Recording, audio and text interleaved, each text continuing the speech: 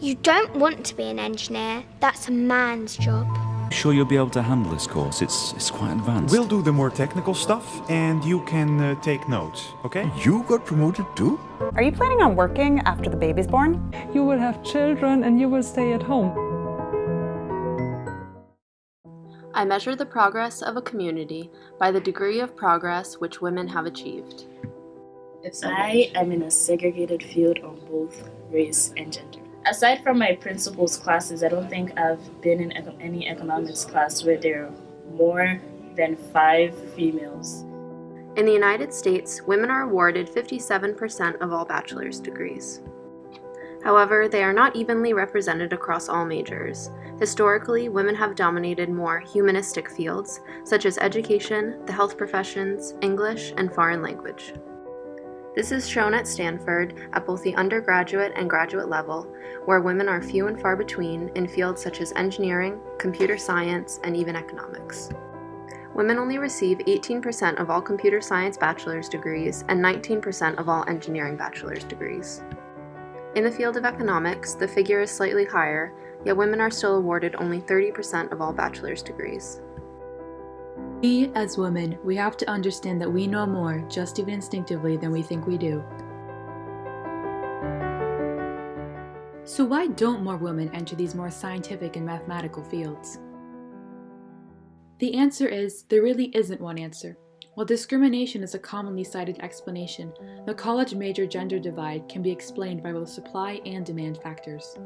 A study by Harvard economist Claudia Goldin on economics majors in a highly selective college revealed that women were disproportionately less likely to go on to major in economics than men if they had received a lower grade in their principal's class.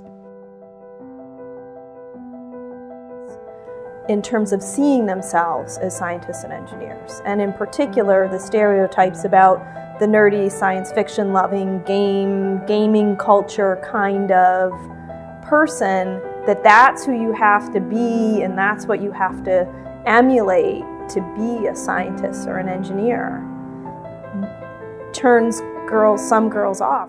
Computer science, at least partly, has suffered from its nerdy young male stereotype.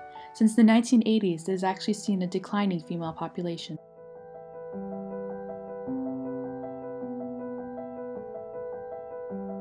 When I took AP Computer Science, I realized, wait a minute, I'm the only girl in the room. I stumbled due to a lack of inspiration, lack of empowerment, and lack of connection to potential career opportunities. University of Toronto economist Ismail Mourifier used a simple economic model, the Roy model, to explain why women don't go into STEM. The Roy model looks at 2 sectors, fishing and hunting, and its basic idea is that workers choose a sector that is higher paying. Mourifier says that men conform to the Roy model, while women are affected by gender stereotypes of female math and science abilities and are deterred from higher paying STEM careers.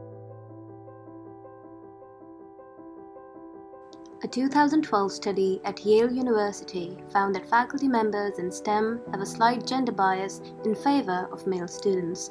They rated male students higher for competence, mentoring, and hireability. They also proposed higher starting salaries for male applicants compared to female applicants, even though they had identical credentials. Semester, I felt very discriminated against in my class. Usually after class, you wait behind as the TA and professor to take questions and things like that. But we had 2 other TAs, and one was a white male, the other was a white female. And I was waiting there, and there was just a long line of people, all these white males, waiting to talk to the other guy. And I was like, oh, I can take some of your questions too. And they all completely ignored me. In the workforce, women more than men report experiencing gender discrimination, barriers to success, and sexual harassment. They report that they have to prove their competence more than others, that they are told to work fewer hours after having children and be more feminine. Make the most of yourself by fanning the tiny inner sparks of possibility into flames of achievement. So what are the consequences of women's choice of majors? The reality is, most STEM majors lead to higher paying jobs after graduation, providing what is known as the STEM premium. Highest on the list of starting wages are majors like engineering and computer science, and near the bottom are biology, psychology, and the arts, which are predominantly female fields. The only exception is nursing, with a high starting salary and a high concentration of females. This means that on average, women are missing out in the labor market, at least in terms of wages. But all hope is not lost. While some areas of STEM significantly lack females, all STEM is not created equal. The percentage of female chemists has shot up from 8% in 1960 to 39% in 2013. In biology, women actually outnumber men. My plans for the future. Homegirl is trying to be an economics professor, so I am trying to, break the homogeneity in the field.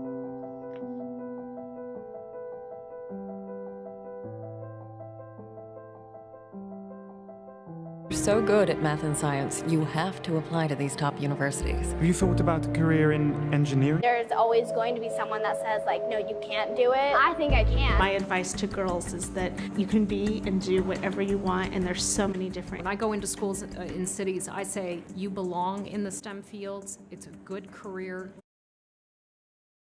In my home, I am the breadwinner.